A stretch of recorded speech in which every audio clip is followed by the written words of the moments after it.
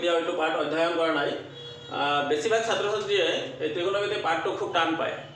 ইয়াৰ কাৰণ হ'ল কি? ইয়াৰ কাৰণ হ'ল ত্ৰিকোণমিতিৰ ইহঁতৰ প্ৰাথমিক ধাৰণাটো নাই।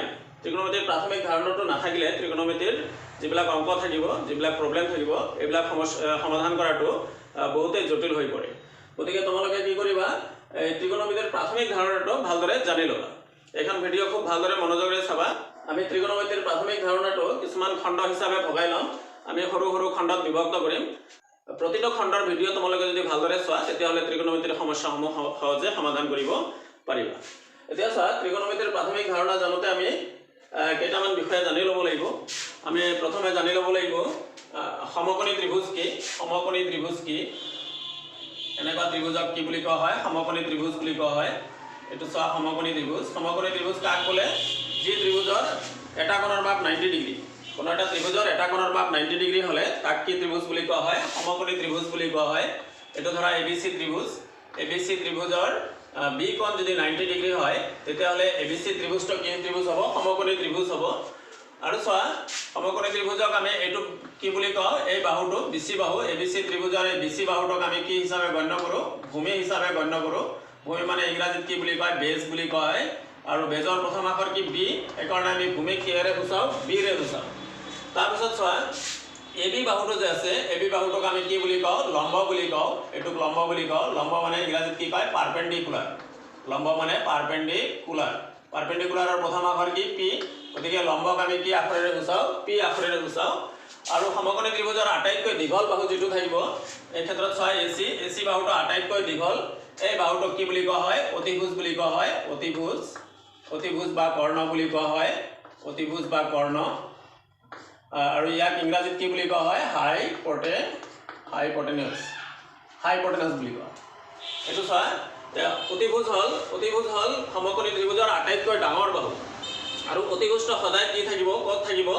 এই সমকোণ যিটো থাকিব, 90 ডিগ্ৰী যিটো এংগেল থাকিব, 90 ডিগ্ৰী এংগেলৰ বিপৰীত ফালে যিটো বাহু থাকিব, এইটো সদায় কি হ'ব? অতিভুজ হ'ব। আৰু অতিভুজেই হ'ল সমকোণী ত্ৰিভুজৰ বৃহত্তম বাহু। এতিয়া আমি পাইথাগোৰাছৰ উপপাদ্যৰ বিষয়ে অলপ মনত পেলাই লওঁ। পাইথাগোৰাছৰ উপপাদ্যটো কি আছিল? পাইথাগোৰাছে কি কৈছিল? সমকোণী ত্ৰিভুজৰ অতিভুজ স্কয়াৰ বা কৰ্ণ স্কয়াৰ ইকুৱেল টু কি? ভূমি স্কয়াৰ প্লাছ লম্ব স্কয়াৰ। ভূমি স্কয়াৰ প্লাছ লম্ব স্কয়াৰ। এইটো পাইথাগোৰাছৰ উপপাদ্যই কৈছে। পাইথাগোৰাছৰ উপপাদ্যই কি কৈছে? সমকোণী ত্ৰিভুজৰ কৰ্ণ স্কয়াৰ ইকুৱেল টু ভূমি স্কয়াৰ প্লাছ লম্ব স্কয়াৰ। এতিয়া কৰ্ণটোক আমি কি আখৰেৰে সূচাইছো চোৱা। কৰ্ণ মানে কি? হাইপটেনাছ। হাইপটেনাছৰ প্ৰথম আখৰ কি? H। তাৰমানে কৰ্ণ স্কয়াৰ মানে H স্কয়াৰ। আৰু ভূমি স্কয়াৰ, ভূমি মানে কি ধৰি লৈছো আমি? ভূমিক কি আখৰেৰে সূচাইছো? বি আখৰেৰে, বি স্কয়াৰ। আৰু লম্ব স্কয়াৰ, লম্ব মানে কি আখৰেৰে সূচাইছো আমি? পি আখৰেৰে। এইটো হ'ব কি? P square. মানে H square equal to B square plus P square. আমি যদি বাহু হিচাপত লিখো তেতিয়াহ'লে কি হ'ব চোৱা? H মানে আমাৰ কোনটো বাহু? AC বাহু। AC square equal to B মানে বেজ মানে কোনটো বাহু আমি ল'ম? BC।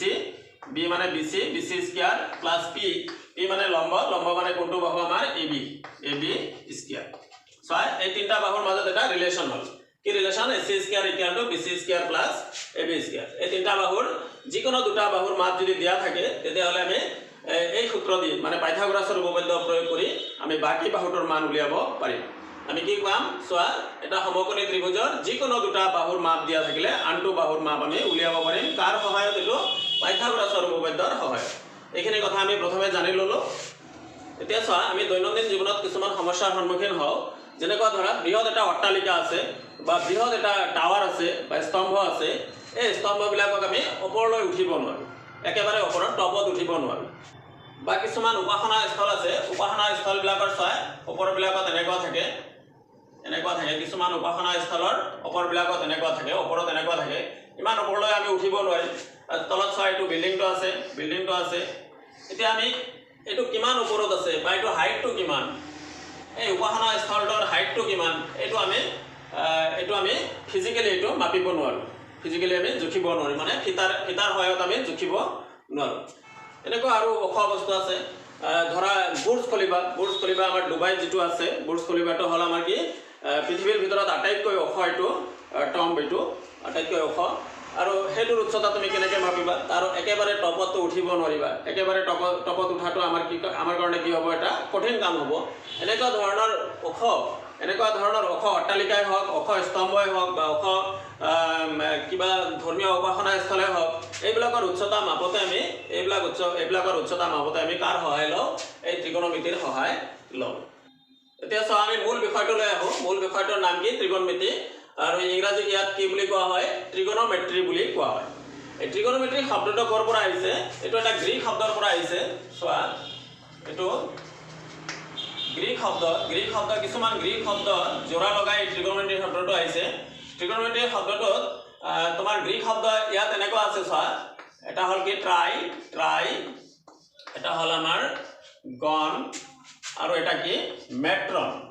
ট্ৰাই, গণ, মেট্ৰন, এনেকুৱা তিনিটা পাৰ্ট হিচাপে আমি ভগাব পাৰোঁ। এই তিনিওটাই কি? গ্ৰীক শব্দ। ট্ৰাই মানে কি? ট্ৰাই মানে 3, ট্ৰাই মানে 3। আৰু গণ মানে কি বুজায়? গণ মানে বাহু বুজায়।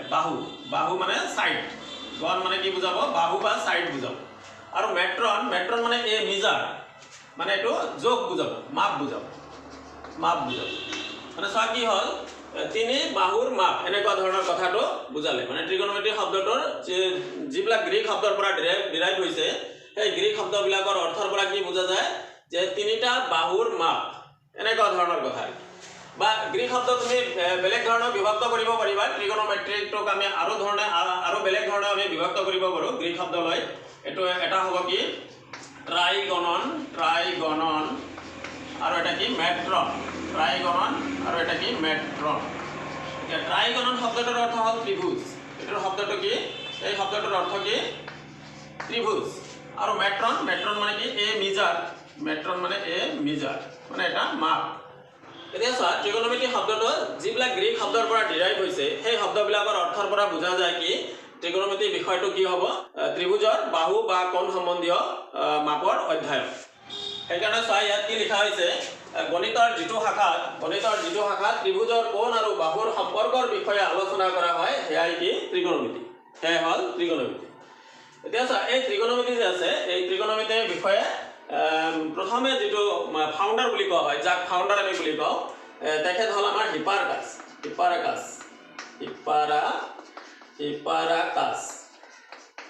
হিপাৰকাছ হ'ল এজন গ্ৰীক মেথমেটিচিয়ান। আৰু তেওঁকে ত্ৰিকোণমিতিৰ ফাউণ্ডাৰ হিচাপে গণ্য কৰা হয়। ত্ৰিকোণমিতিৰ ফাউণ্ডাৰ হিচাপে আমি কাক গণ্য কৰোঁ? হিপাৰকাছক গণ্য কৰোঁ। আৰ্যভট্টৰ অৱদানো অতুলনীয়। এতিয়া চোৱা, ত্ৰিকোণমিতিৰ দ্বাৰা আমি কি কৰোঁ? ত্ৰিকোণমিতিৰ দ্বাৰা আমি ইয়াৰ দ্বাৰা ত্ৰিভুজৰ বাহুৰ মাপৰ সহায়ত কোণৰ মাপ উলিওৱা হয় আৰু কোণৰ মাপ সম্বন্ধীয় সমস্যাসমূহ সমাধান কৰা হয়। এনেধৰণৰ কাম আমি ত্ৰিকোণমিতিৰ সহায়ত কৰোঁ। ইঞ্জিনিয়াৰিং, পদাৰ্থ বিজ্ঞান, জ্যোতিৰ্বিজ্ঞান আদিত ইয়াক প্ৰয়োগ কৰা হয়। মানে ইঞ্জিনিয়াৰিঙত আমি এপ্লাই কৰোঁ, বেছিকৈ এপ্লাই কৰোঁ, বহুলভাৱে এপ্লাই কৰোঁ। আৰু আমি পদাৰ্থ বিজ্ঞান বা ফিজিক্সত এপ্লাই কৰোঁ, জ্যোতিৰ্বিজ্ঞান বা এষ্ট্ৰনমিত আমি এপ্লাই কৰোঁ। এনেকুৱা বহুল প্ৰয়োগ আছে। ত্ৰিকোণমিতিৰ সহায়ত আমি এনেধৰণৰ শাখাবিলাক, বিজ্ঞানৰ এনেধৰণৰ শাখাবিলাকত আমি বেছিকৈ ইয়াক ব্যৱহাৰ কৰোঁ। এতিয়া চোৱা, ত্ৰিকোণমিতিৰ মেইন এডভান্টেজটো কি? চোৱা, আমি যদি এটা সমকোণী ত্ৰিভুজ লওঁ, সমকোণী ত্ৰিভুজৰ এটা কোণ কি থাকিব? আমাৰ 90 ডিগ্ৰী থাকিবই। আৰু এই বাকী দুটা কি থাকিব? সূক্ষ্মকোণ। তোমালোকে নিশ্চয় জানা সূক্ষ্মকোণ কাক বোলে? 0 ডিগ্ৰীৰ পৰা 90 ডিগ্ৰীৰ মাজৰ যিবিলাক কোণ আছে, সেই কোণবিলাকক আমি কি বুলি কওঁ? সূক্ষ্মকোণ বুলি কওঁ। এটা সমকোণী ত্ৰিভুজৰ দুটা সূক্ষ্মকোণ থাকে আৰু এটা কি থাকে? সমকোণ মানে 90 ডিগ্ৰী। এটা সমকোণী ত্ৰিভুজৰ এটা সূক্ষ্মকোণৰ মাপ, ধৰি লৈছোঁ আমি এই সূক্ষ্মকোণটোৰ মাপ যদি দিয়া থাকে আৰু যিকোনো এটা বাহুৰ মাপ যদি দিয়া থাকে, এই ত্ৰিভুজটোৰ, এই সমকোণী ত্ৰিভুজটোৰ যিকোনো এটা বাহুৰ মাপ, ধৰা এইটো বাহুৰ মাপ দিয়া আছে 3 চেণ্টিমিটাৰ। এই দুটা মাপৰ সহায়ত, মানে আমাৰ এটা কোণৰ মাপ দিয়া আছে আৰু এটা বাহুৰ মাপ দিয়া আছে, এই দুটা মাপৰ সহায়ত আমি এই ত্ৰিভুজটোৰ আটাইকেইটা বাকী যিকেইটা আছে, বাকী যিমানটা অংশ আছে, এই আটাইকেইটা অংশৰ মাপ আমি উলিয়াব পাৰিম। মানে বাকী বাহু দুটাৰো মাপ উলিয়াব পাৰিম, বাকী কোণটোৰ মাপো আমি উলিয়াব পাৰিম। বাকী বাহু দুটাৰ মাপ আমি অতি সহজে ত্ৰিকোণমিতিৰ সহায়ত উলিয়াব পাৰিম। এইটো হ'ল আমাৰ ত্ৰিকোণমিতিৰ এডভান্টেজ। ত্ৰিকোণমিতিৰ আৰম্ভণিতে অত্যন্ত যিটো জৰুৰী পদ, সেইটো হ'ল কি? ত্ৰিকোণমিতিক অনুপাত। এই ত্ৰিকোণমিতিক অনুপাত দিয়ে আমি ত্ৰিকোণমিতিটো আৰম্ভ কৰিম। তাৰমানে ইয়াৰ ফাৰ্ষ্ট ষ্টেপতে, ত্ৰিকোণমিতি অধ্যয়নৰ ফাৰ্ষ্ট ষ্টেপতে আমি কি জানিব লাগিব? ত্ৰিকোণমিতিক অনুপাতটো জানিব লাগিব। ত্ৰিকোণমিতিক অনুপাতনো কি, সেই বিষয়ে আমি জানিব লাগিব। এতিয়া চোৱা, আমি যদি এটা সমকোণী ত্ৰিভুজ লওঁ, এইটো ধৰা সমকোণী ত্ৰিভুজ ABC সমকোণী ত্ৰিভুজ লওঁ।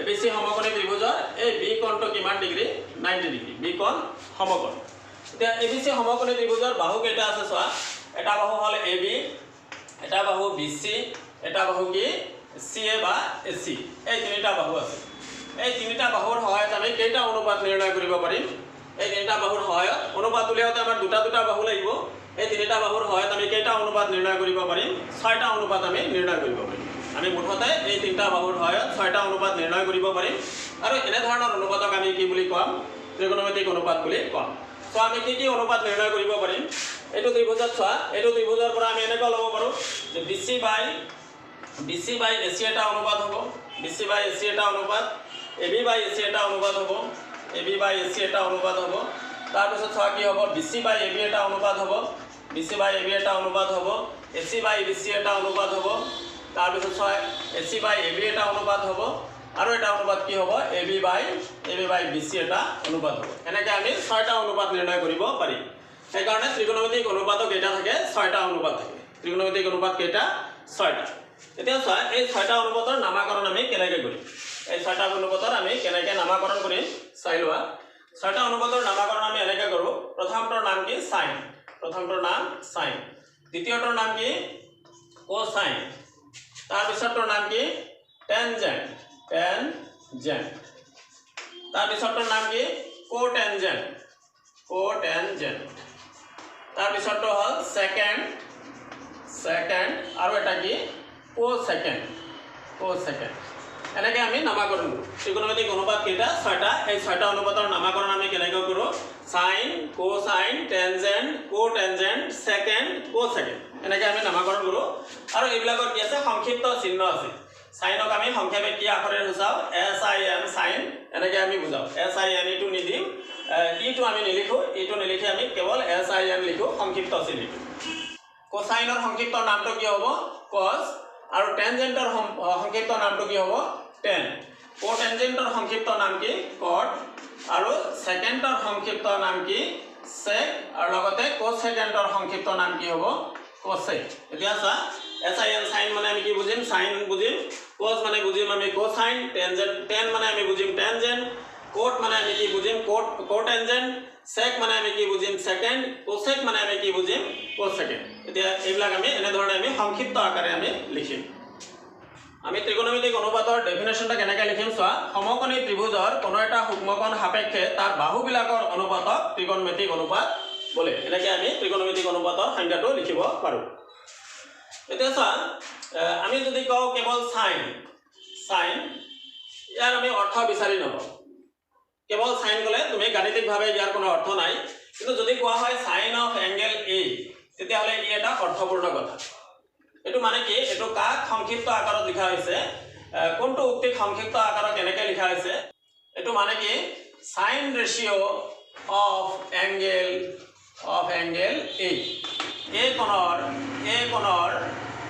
A কোণৰ কি অনুপাত এইটো সাইন অনুপাত সিমিলাৰলি এনেকৈ যদি আমি লিখোঁ টেন থিটা হ'ল গ্ৰীক আখৰ থিটাটো আমি কোন বুজাওঁতে সচৰাচৰ আমি ব্যৱহাৰ কৰোঁ এইটো এটা গ্ৰীক আখৰ তোমালোকক সদায় লাগি থাকিব টেন থিটা মানে কি থিটা কোণৰ টেন অনুপাত বা টেনজেন্ট অনুপাত থিটা কোণৰ টেনজেন্ট অনুপাতটোক আমি সংক্ষেপে আমি কেনেকৈ লিখিম টেন থিটা বুলি লিখিম এনেকৈ আমি অৰ্থপূৰ্ণভাৱে আমি ত্ৰিকোণমিতিক অনুপাতবিলাক লিখিব লাগিব এতিয়া চোৱা আমি যদি ABC সমকোণী ত্ৰিভুজ লওঁ ABC সমকোণী ত্ৰিভুজৰ বি কোণ যদি সমকোণ হয় আৰু আমি এইটো কোণক যদি আমি থিটা কোণ নাম দিওঁ এই কোণৰ মান যদি থিটা হয় আৰু এইটো যদি আমি ভূমি সংলগ্ন কোণ হিচাপে ধৰোঁ তেতিয়াহ'লে আমাৰ ভূমি কোণটো ধৰিব লাগিব AB মানে আমাৰ ভূমিক আমি কি আখৰেৰে সূচাওঁ B আখৰেৰে সূচাওঁ আমাৰ BCটো হ'ব লম্বক আমি কি আখৰেৰে সূচাওঁ P আখৰেৰে সূচাওঁ P মানে পাৰপেণ্ডিকুলাৰ B মানে বেছ আৰু যিটো অতিভুজ বা কৰ্ণ এইটো আমি কি আখৰেৰে সূচাওঁ H আখৰেৰে সূচাওঁ H ফৰ হাইপোটেনাছ গতিকে আমি AB মানে কি AB মানে B BC মানে কি P আৰু AC মানে কি H এতিয়া চা এই তিনিটা বাহু যে আছে AB BC আৰু AC অৰ্থাৎ B P আৰু H এই তিনিটা বাহু দি আমি কেইটা অনুপাত বাহিৰ কৰিব পাৰিম ইতিমধ্যে আমি আলোচনা কৰিলোৱে যে সমকোণী ত্ৰিভুজ বা যিকোনো ত্ৰিভুজৰে তিনিটা বাহু মিলি তিনিটা বাহুক দি আমি কেইটা অনুপাত নিৰ্ণয় কৰিব পাৰিম 6টা অনুপাত নিৰ্ণয় কৰিব পাৰিম আৰু এই 6টা অনুপাতক আমি কি বুলি ক'ম ত্ৰিকোণমিতিক অনুপাত বুলি ক'ম সো এতিয়া ইয়াৰ পৰা কি অনুপাত পাবা এটা পাম আমি কি p/h এটা পাম এটা পাম আমি b/h আৰু এটা পাম কি p/b এটা পাম তাৰ পাছত এটা পাম কি আমি b/p এটা পাম তাৰ পাছত এটা পাম আমি h/b আৰু এটা কি পাম আমি h/p এনেকৈ আমি ছয়টা অনুপাত পাম তো প্ৰথম যেটো অনুপাত এটো কোৱা হ'ব কি সাইন অনুপাত কি অনুপাত বুলি কোৱা হ'ব সাইন অনুপাত কোন কোণৰ সাইন অনুপাত থিটা কোণৰ সাইন অনুপাত মানে আমি কোনটো কোণ লৈছো এ কোণ লৈছো কোণটোক আমি কি কোণ হিচাপে ধৰি লৈছো ভূমি সংলগ্ন সূক্ষ্ম কোণ হিচাপে আমি ধৰি লৈছো এ যদি ভূমি সংলগ্ন সূক্ষ্ম কোণ হয় তেতিয়াহলে আমাৰ ভূমি ধৰিব লাগিব কোণটো ab আৰু লম্ব ধৰিব লাগিব কোণটো আমাৰ bc গতিকে sin থিটা সংজ্ঞাটো আমি কেনেকৈ দিও p/h sin থিটা মানে কি p/h সিমিলাৰলি দ্বিতীয় যেটো অনুপাত এটোক আমি cos থিটাৰে নামকৰণ কৰিম তৃতীয় অনুপাতটোক আমি tan থিটাৰে নামকৰণ কৰিম তাৰ পিছত এটোক আমি cot থিটাৰে নামকৰণ কৰিম তাৰ পিছত এটো আমি কি থিটাৰে নামকৰণ কৰিম এটো sec থিটাৰে নামকৰণ কৰিম আৰু শেষৰটোক আমি cosec থিটা বুলি কম এতিয়া চোৱা এই প্ৰথম তিনিটা যে আছে এই প্ৰথম তিনিটা sin cos আৰু tan এই অনুপাত কেইটা আমাৰ এজাম্পশন আমি ধৰি লোৱা বস্তু এইবিলাক আমি মানি লও sin থিটা মানে কি লম্ব বাই কৰ্ণ মানে sin থিটা মানে p/h cos থিটা মানে b/h tan থিটা মানে p/b এইকেইটা আমাৰ এজাম্পশন এতিয়া চোৱা বাকি তিনিটা যে আছে cot থিটা sec থিটা আৰু cosec থিটা এই তিনিটা হ'ব কি এই ওপৰৰ তিনিটাৰ মানে একটা বিপৰীত অনুপাত চোৱা sin থিটা মানে p/h সাইনৰ বিপৰীত কি হ'ব সাইনৰ বিপৰীত হ'ব cosec চোৱা sin থিটা মানে p/h cosec থিটা মানে কি হ'ব h/p cosec থিটা মানে কি h/p সিমিলাৰলি চোৱা cos থিটা মানে কি cos থিটা মানে b/h cosৰ অপোজিট কি হ'ব h/b এটো কি sec থিটা cos থিটাৰ অপোজিট কি sec থিটা cos থিটা মানে b/h sec থিটা মানে কি h/b আৰু শেষৰটো চোৱা শেষৰটো tan থিটা মানে আমাৰ কি আছিল p/b tan থিটা মানে p/b আৰু cot থিটা মানে কি b/p তাৰমানে আমি কি পালো সাইনৰ অপোজিট যেটো ৰেশিও হেতু কি পালো আমি cosec পালো cosৰ অপোজিট ৰেশিওটো কি sec আৰু tanৰ অপোজিট ৰেশিও কি cot গতিকে আমাৰ এই ছয়টাই মুখস্থ ৰাখাৰ আমাৰ দৰকাৰ নাই আমাৰ কেইটা মনত ৰাখিব লাগিব তিনিটা sin cos আৰু tan এই তিনিটা অনুপাত যদি আমি মুখস্থ ৰাখি দিও তেতিয়াহলে বাকি তিনিটা আমি অটোমেটিক্যালি পাই যাম কেনেকৈ পাই যাম সাইনৰ উল্টাটো হ'ব কি cosec সাইনৰ বিপৰীত অনুপাতটো হ'ব cosec cosৰ বিপৰীত অনুপাতটো হ'ব sec আৰু tanৰ বিপৰীত অনুপাতটো কি হ'ব cot এতিয়া চোৱা এই তিনিটা অনুপাতৰ মান মুখস্থ ৰখাৰ বিভিন্ন কৌশল আছে বিভিন্ন টিচাৰে বিভিন্ন কৌশল অৱলম্বন কৰে তাৰে ভিতৰত এটা কৌশল মই তোমালোকক শিকাই দিও এটো p/b/p ওপৰৰ তিনিটা কি আছে p/b/p p/b/p এই তিনিটা ওপৰত আৰু তলৰ তিনিটা কি আছে h/b h/b আমি এনেকৈ মনত ৰাখিব পাৰো চোৱা p/b টো এনেকৈ মনত ৰাখিব পাৰো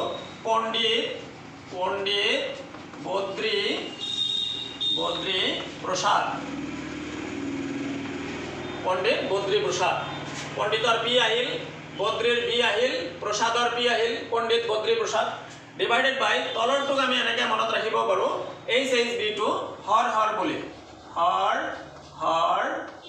বলে তাৰমানে আমি এনেকৈ মনত ৰাখিম পণ্ডিত বদ্ৰী প্ৰসাদ হৰ বলে এনেকৈ আমি মনত ৰাখিব পাৰো পণ্ডিত বদ্ৰী প্ৰসাদৰ পৰা কি আহিল p/b/p আৰু হৰ বলেৰ পৰা কি আহিল h/b সো মিলি গৈছে h/b এতিয়া প্ৰথম যেটো ৰেশিও p/h সো p/h কি হ'ব p/h মানে sin এটো sin অনুপাতৰ মান p/h এটো হ'ব আমাৰ sin তাৰ পিছত দ্বিতীয় যেটো ৰেশিও ৰেশিওটো কাৰ হ'ব আমাৰ cosৰ ৰেশিও হ'ব এটো সো b/h মানে cos আৰু শেষৰ যেটো আছে p/b টো কাৰ অনুপাত হ'ব এটো tan অনুপাত হ'ব এটো tan সো ইয়াৰ tan কি আছে tan মানে p/b tan মানে কি p/b এনেকৈ আমি বিভিন্ন ধৰণৰ কৌশল ব্যৱহাৰ কৰি আমি sin cos আৰু tan এই তিনিটা অনুপাত আমি মনত ৰাখিব পাৰো এই তিনিটা মনত ৰাখিলে বাকি তিনিটা আমাৰ অটোমেটিক্যালি হৈ যাব আমাৰ সাইনৰ অপোজিট কি cosec cosৰ অপোজিট sec আৰু tanৰ অপোজিট কি cot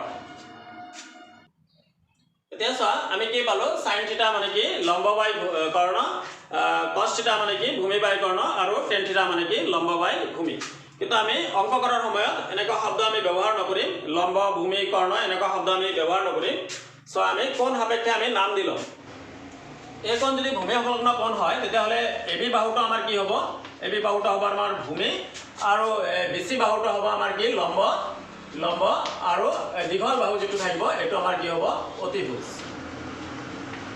এনেকৈ আমি আগত লিখিছিলোঁ এতিয়া চোৱা এই যে ভূমি যে আছে এই ভূমিটোক আমি কেনেকৈ নামাকৰণ কৰিম ভূমিটো হ'ল এই কোণৰ লগত লাগি থকা বাহু সেইকাৰণে এইটো এনেকৈ লিখিম আমি এংগেল এৰ সন্নিহিত বাহু লম্বটো আমি কি লিখিম লম্বটো লিখিম এংগেল এৰ বিপৰীত বাহু চোৱা এই কোণৰ বিপৰীত ফালে আছে লম্বটো সেইকাৰণে লম্বটোক আমি কি লিখিম এংগেল এৰ বিপৰীত বাহু আমি কি লিখি ললো লম্ব মানে কি এংগেল এৰ বিপৰীত বাহু এতিয়া চোৱা ভূমি মানে কি সন্নিহিত বাহু লম্ব মানে কি বিপৰীত বাহু অতিভুজটো অতিভুজে থাকিব অতিভুজটো সদায় অতিভুজে থাকিব আৰু অতিভুজ কোণটো ল'বা যেটো কোণ সমকোণ থাকিব তাৰ বিপৰীত বাহুটোক সদায় অতিভুজ হিচাপে গণ্য কৰিবা তাৰমানে চোৱা ভূমি মানে কি হ'ল ভূমি মানে সন্নিহিত বাহু লম্ব মানে বিপৰীত বাহু এইটো কথা আমাৰ ভালদৰে মনত ৰাখিব লাগিব যে ভূমি মানে কি সন্নিহিত বাহু আৰু লম্ব মানে বিপৰীত বাহু তাৰমানে আমি লিখাৰ সময়ত ভূমি লম্ব এইবিলাক শব্দ আমি ব্যৱহাৰ নকৰোঁ আমি কি ব্যৱহাৰ কৰিম সন্নিহিত বাহু আৰু বিপৰীত বাহু আমি ব্যৱহাৰ কৰিম এনেকুৱা ধৰণৰ শব্দ আমি ব্যৱহাৰ কৰিম তাৰমানে আমাৰ মনত ৰখা কৌশলটোত ভূমি লম্ব এইবিলাক শব্দ থাকিব কিন্তু লিখাৰ সময়ত আমি কি লিখিম সন্নিহিত বাহু আৰু বিপৰীত বাহু এনে ধৰণৰ শব্দবিলাক আমি লিখিম গতিকে চোৱা সঠিক লিখাৰ নিয়মটো কি হ'ব সাইন এ মানে কি আছিল সাইনৰ আমাৰ ফৰ্মুলাটো কি আছিল সাইন মানে কি লম্ব বাই কৰ্ণ এতিয়া মানে চোৱা লম্ব মানে কি লম্ব মানে আমি যিটো কোণ ল'ম কোন লৈছো আমি এ কোণ লৈছো কেৱল এ মানে কেপিটেল লেটাৰ এ মানে কি বুজাইছে এ কোণটো বুজাইছে সাইন এ মানে কোন এংগেল লৈছো আমি এ কোণ লৈছো আমি কি লিখিব লাগে লম্ব বাই কৰ্ণ লিখিব লাগে বা লম্ব বাই অতিভুজ লিখিব লাগে আমি লম্ব শব্দটো ব্যৱহাৰ নকৰি কি শব্দ ব্যৱহাৰ কৰিম লম্বৰ ঠাইত বিপৰীত বাহু শব্দটো ব্যৱহাৰ কৰিম তাৰমানে কি লিখিম চোৱা সাইন এ মানে কি এ কোণৰ এংগেল এৰ কি বাহু লম্ব মানে কি বাহু চোৱা লম্ব মানে বিপৰীত বাহু এংগেল এৰ বিপৰীত বাহু ডিভাইডেড বাই কি হ'ব অতিভুজ কাৰণ আমি কি বলো চোৱা সাইন এ মানে এংগেল এৰ বিপৰীত বাহু বাই অতিভুজ তাৰমানে এইটো চোৱা একেই হ'ল কথাটো একেই হ'ল সাইন এ মানে কি লম্ব বাই অতিভুজ লম্বৰ সলনি আমি লিখাৰ সময়ত কি লিখিম লম্ব মানে কি যিটো কোণ লৈছো আমি সেই কোণটোৰ বিপৰীত বাহু ডিভাইডেড বাই কি অতিভুজ সাইন এ মানে কি এংগেল এৰ বিপৰীত বাহু বাই অতিভুজ একেদৰে চোৱা কজ এ মানে আমাৰ কি আছিল কজৰ ফৰ্মুলাটো আমাৰ কি আছিল ভূমি বাই কৰ্ণ আছিল ভূমি মানে চোৱা ভূমি মানে কি লিখিব লাগিব সন্নিহিত বাহু মানে লাগি থকা বাহু মানে এই কোণৰ লগত লাগি থকা বাহু যেহেতু এ বি গতিকে সন্নিহিত বাহু কোণটো ধৰিম আমি এ বি সন্নিহিত বাহু ধৰিম তাৰমানে কজ এ কি লিখিম চোৱা এংগেল এৰ সন্নিহিত বাহু মানে ভূমি কজে মানে আমি কি লিখিলো এংগেল এৰ সন্নিহিত বাহু বাই অতিভুজ তাৰমানে এইটো ভূমি বাই অতিভুজ ভূমি মানে আমি কি লিখিব লাগিব ভূমি মানে সন্নিহিত বাহু সিমিলাৰলি চোৱা টেনে মানে আমাৰ কি আছিল লম্ব বাই ভূমি আছিল লম্ব মানে কি চোৱা লম্ব মানে আমাৰ কি লিখিব লাগিব বিপৰীত বাহু ভূমি মানে কি লিখিব লাগিব সন্নিহিত বাহু তাৰমানে কাৰ বিপৰীত বাহু লম্ব মানে কাৰ বিপৰীত বাহু যিটো কোণ লৈছো সেই কোণৰ বিপৰীত বাহু এই কোণ লৈছো এংগেল এৰ বিপৰীত বাহু বাই এংগেল এৰ সন্নিহিত বাহু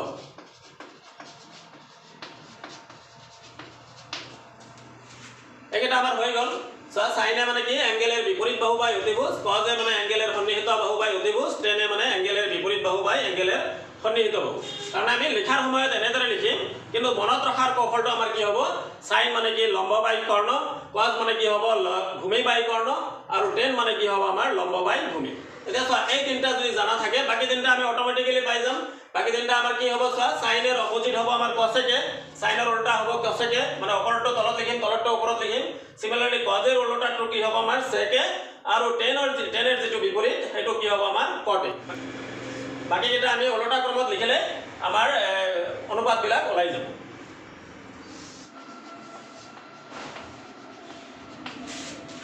So, बाकी केटा आमी लिखे ललो कटे माने एंगल एर सन्निहित बाहु बा एंगल एर विपरीत बाहु माने कटे माने टेन एर अपोजिट আছিল এটা উল্টা ক্রমত লিখিলো আমি সেকে মানে আমাৰ কি হ'ব cos एर অপোজিট cos আছিল एंगल एर সন্নিহিত বাহু বাই অতিভুজ সেকে কি হ'ব অতিভুজ বাই एंगल एर সন্নিহিত বাহু আৰু cosকে কাৰ অপোজিট আছিল sin एर অপোজিট আছিল sin মানে एंगल एर বিপরীত বাহু বাই অতিভুজ এঙ্গেলের বিপরীত বাহুটো তলত যাব অতিভুজটো ওপৰত আহিব মানে cosec ইকুয়াল টু কি হ'ব অতিভুজ বাই এঙ্গেলের বিপরীত বাহু এনেকে আমি আটাইকেইটা আমি অনুপাত নিৰ্ণয় কৰিব পাৰিম সো এতে কি হল আমি মনত ৰাখিম কেনেকে sin মানে কি sin মানে আমাৰ ফৰ্মুলা মতে আমি কি লিখিছিলো sin মানে আমাৰ p by কি h sin মানে p by h cos মানে কি আমাৰ b by h তাৰ পিছত tan মানে কি আমাৰ p by b cot মানে আমাৰ কি b by p তাৰ পিছত তোমাৰ sec মানে কি sec মানে আমাৰ h by b আৰু cosec মানে কি h by p এনেকে আমি মুখস্থ ৰাখিছিলো আমি তিনিটা e b p by h b এনেকে আমি মুখস্থ ৰাখিছিলো sin মানে আমাৰ কি p by h মানে এটোৰ অৰ্থটো কি লম্ব বাই h মানে আমাৰ কৰ্ণ বাই অতিভুজ তাৰ পিছত এটো b by h মানে কি হ'ব ভূমি বাই কৰ্ণ এটো আমাৰ p by b মানে আমাৰ কি হ'ব লম্ব বাই b মানে আমাৰ ভূমি b মানে ভূমি এটো আমাৰ কি হ'ব লম্ব বাই ভূমি বাই লম্ব তাৰ পিছত এটো আমাৰ কি হ'ব h মানে কৰ্ণ বাই কি হ'ব ভূমি আৰু এটো কি হ'ব আমাৰ h মানে কৰ্ণ বাই এটো কি হ'ব লম্ব সো আমি মনত ৰাখিম এনেকে সকলৰখিনি আমি মনত ৰাখাৰ কৌশল আৰু আমি লিখাটো আমি লিখিম বাওফলত দিয়া ধৰণে আমি মনত ৰাখিম কি sin মানে কি লম্ব বাই কৰ্ণ কিন্তু লিখাৰ সময়ত লিখিম কি sin a equal to a এৰ বিপৰীত বাহু বাই অতিভুজ আমাৰ কি মনত ৰাখিব লাগিব ভূমি মানে সন্নিহিত বাহু লম্ব মানে বিপৰীত বাহু আশা কৰো তোমালোকে ভিডিওটো খুব ভালদৰে চাইছা যদি এবাৰত বুজা নাই দুবাৰ তিনিবাৰ চাবা ভিডিওটো চালে তোমাৰ এটো বেসিক কনসেপ্টটো ক্লিয়াৰ হৈ যাব আৰু এইখিনি তোমালোকৰ অনুশীলনী 8.1 ৰ কাৰণে খুবেই জৰুৰী হ'ব ইয়াৰ পাছত আমি 8.2 8.3 8.4 এইবিলাক অনুশীলনীৰ আমি প্ৰিপাৰেচনৰ কাৰণে আমি প্ৰাথমিক ধাৰণা কি কোনবিলাক লাগিব তাৰ কাৰণে আমি বেলেগ খণ্ড প্ৰস্তুত কৰিম গতিকে তোমালোকে ভিডিওটো খুব ভালদৰে চাবা ভিডিওটো ভালদৰে চাই এই বেসিক কনসেপ্টটো ভালদৰে লবা বেসিক কনসেপ্টটো নজনাকৈ তোমালোকে পোনে গৈ অংকটো আৰম্ভ নকৰিবা অনুশীলনী থকা অংকবিলাক আৰম্ভ নকৰিবা তেনেকুৱা কৰিলে তোমালোকে ত্ৰিকোণমিতি শিকাত যথেষ্ট প্ৰবলেম হ'ব গতিকে তোমালোকে বেসিক কনসেপ্টটো আগত চাবা তাৰ পাছত চাবা ত্ৰিকোণমিতিৰ অংকবিলাক বহুত ইজি হৈ যাব বহুত সহজ হৈ যাব ধন্যবাদ